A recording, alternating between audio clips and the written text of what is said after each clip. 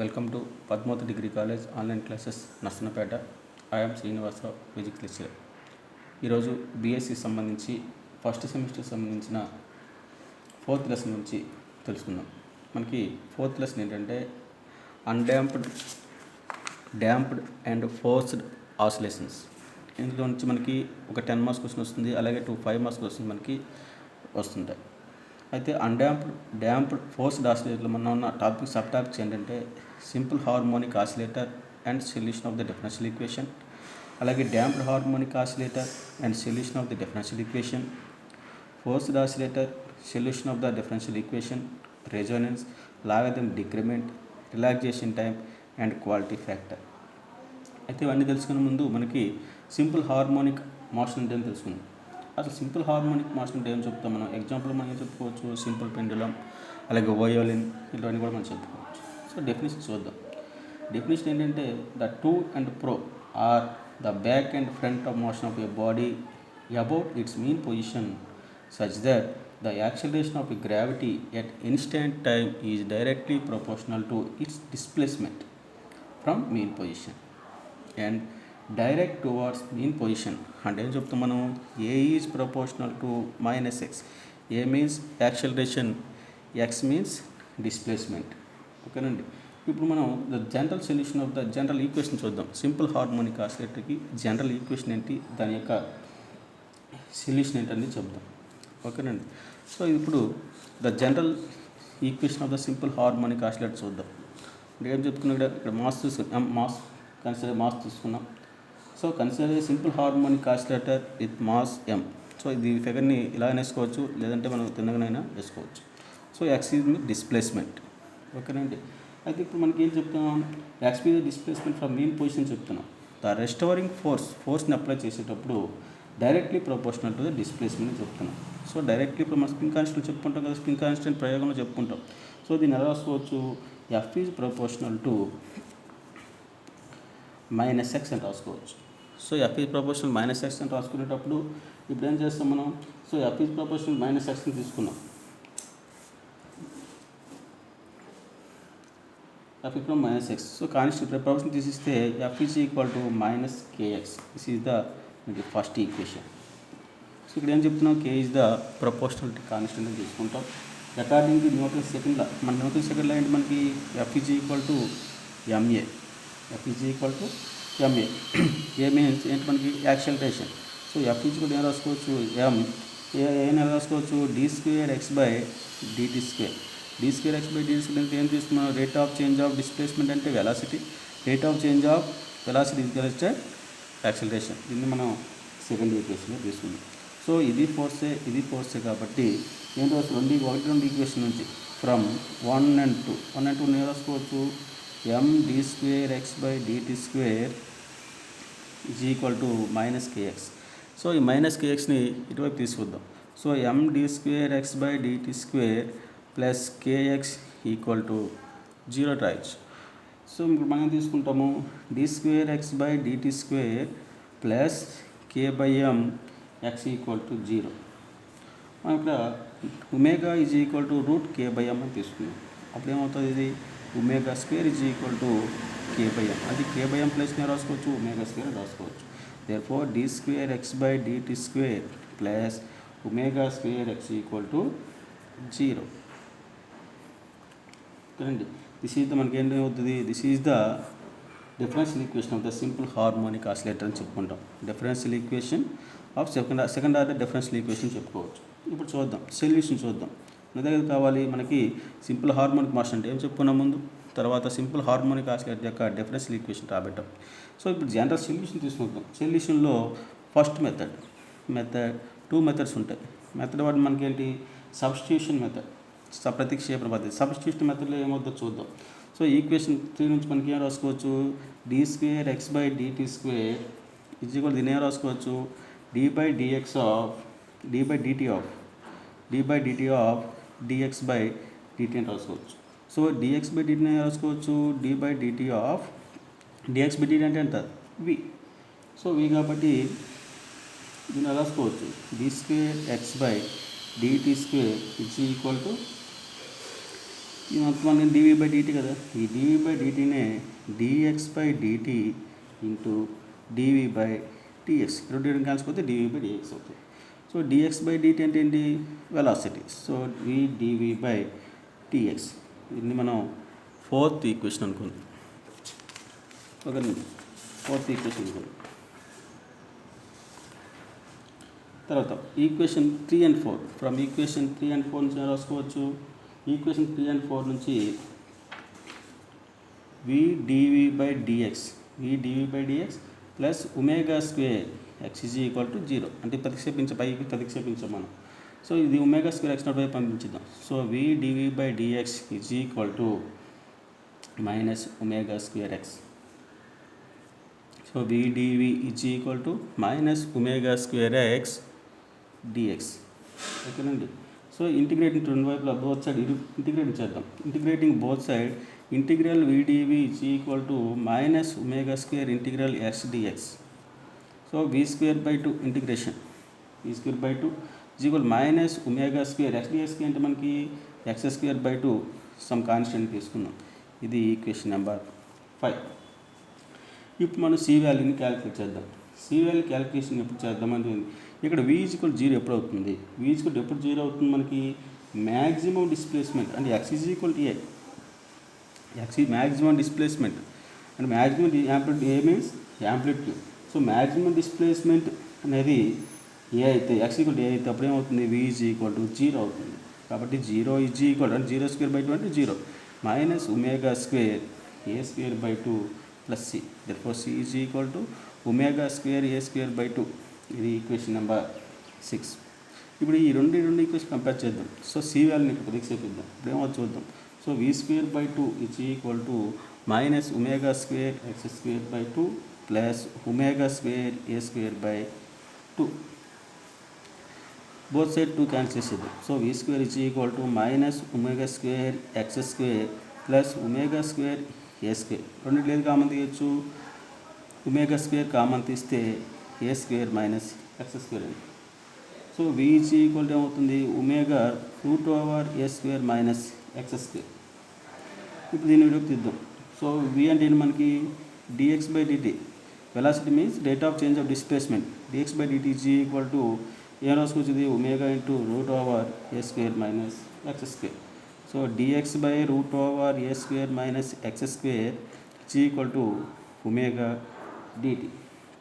So ఇది equation number 7. ఓకేనండి, equation number 7. ఇప్పుడు ఏం చేద్దాం, దాన్ని సాల్వ్ చేద్దాం. So let us take x is equal to a sine theta.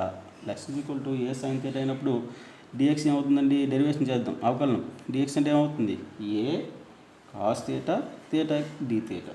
అంటే ఇది 8th ఈక్వేషన్ అనుకుందాం, ఇది 9th ఈక్వేషన్ అనుకుందాం.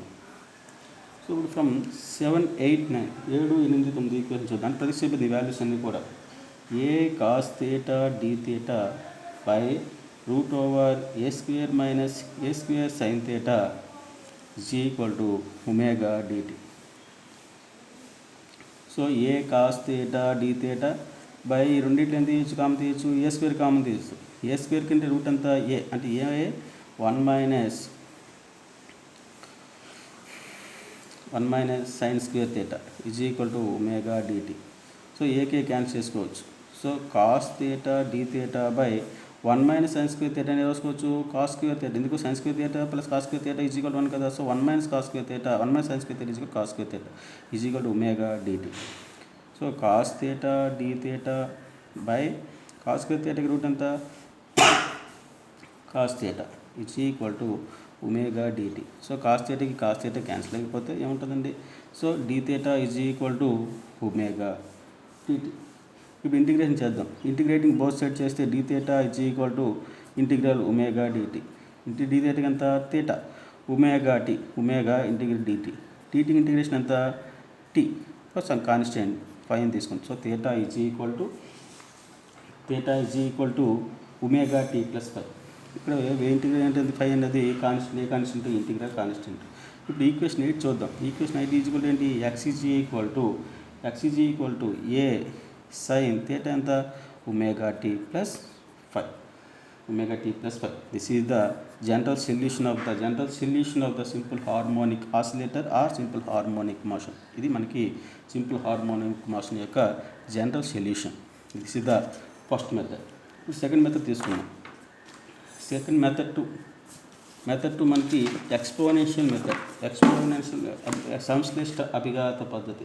ఇక్కడ మనకి డిఫరెన్షియల్ ఈక్వేషన్ ఏంటి? మనకి differential equation simple harmonic motion ఏమవుతుంది? d2x/dt² plus ω²x equal to 0.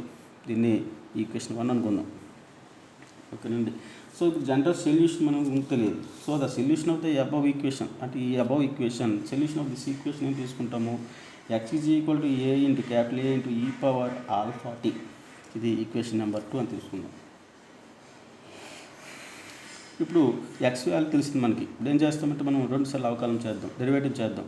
dx/dt is equal to A into alpha e⁻x ఈ ఆల్ఫాటీకి ఎంత? ఆల్ఫా. అంటే ఏం రాసుకోవచ్చు? dx/dt is equal to A alpha e⁻⁴t.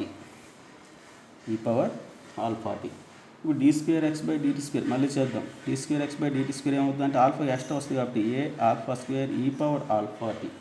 ఇది థర్డ్ ఈక్వేషన్. ఈ first equation, second equation, third equation చూద్దాం. So ఇది ఏం చేద్దాం? 3 ఈక్వేషన్ కంప్లీట్ చేద్దాం.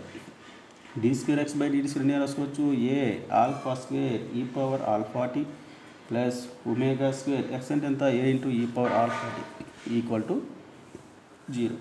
రెండిట్లో ఏది కామన్ ఉంది? A ఇంటూ e⁻⁴t కామన్ ఉంది. ఇస్తే α² ప్లస్ ω² ఈక్వల్ టు 0. దీనికి మళ్ళీ చేస్తాడు అయితే 0 అయిపోతుంది. కాబట్టి α² plus ω² equal to 0. α² is equal to minus ω².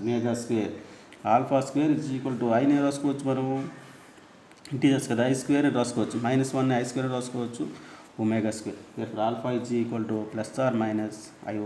అంటే ఏమొచ్చు మనకి? 2 రూట్స్ వచ్చాయి. So α1 is equal to iω అని తీసుకోవచ్చు, α2 is equal to minus iω అని తీసుకుంటాం. ఇప్పుడు ఈ రెండు వాల్యూస్ని కూడా సమీకరణం 2లో ప్రతిక్షేపిద్దాం. So x is equal to A1 e⁻⁴1t plus A2 e⁻⁴2t. దాన్ని ఆ విధంగా రాసుకుంటాం. ఓకేనండి. సో α1 ప్లస్ నేను రాసుకోవచ్చు iω. సో ఈ x is equal to A1 e⁻⁴1 అంటే iωt ప్లస్ A2 e⁻⁴2 అంటే మైనస్ iωt. మనకి ఈ పవర్ i⁻ ఫార్ములా మనకు తెలుసు. i⁻ ఫార్ములా ఏంటి? cos θ plus i sin θ. అలాగే e⁻−i⁻ని cos θ minus i sin θ. 2 formulas ఉన్నాయి. ఆ 2 ఫార్ములాస్ కూడా ఈ e⁻i⁻కి iωtకి ప్రతిక్షేపం చేద్దాం. ఇప్పుడు ఏమవుతుంది? So x is equal to ఏమవుతుంది? x is equal to A1 into cos ωt plus i sin ωt. అలాగే A2 into cos ωt minus i sin ωt. ఆ వాల్యూ ప్రతిక్షేపించు.